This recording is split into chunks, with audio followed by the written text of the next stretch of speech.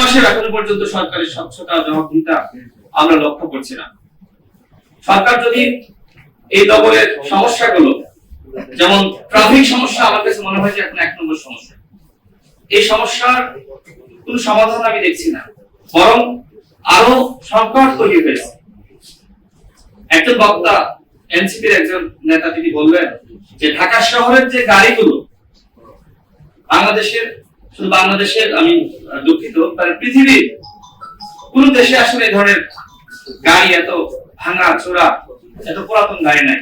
ঢাকা শহরে আমরা যে গাড়িগুলোতে আমরা চলে থাকি, বাসগুলোতে দেখেন কি ধরনের অনিরাপদ এই বাসগুলো, ভাঙা চোরা।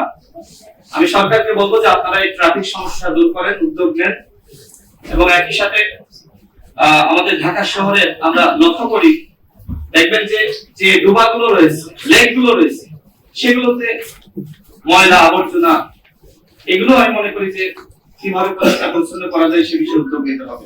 জামাত ইসলাম, ইসলামী আন্দোলন সহ এখানে গণসংহতি আন্দোলন সাথী হয়ে আছে এবং অন্যান্য দল রয়েছে। আমরা যদি সবাই আমাদের প্রতিশ্রুতি বাস্তবায়ন করি, তাহলে ইনশাআল্লাহ এই রাষ্ট্র, এই নগরী নিরাপদ হবে। এর জন্য আমাদের সকলকে দায়িত্বশীল হতে হবে। আসসালামু আলাইকুম।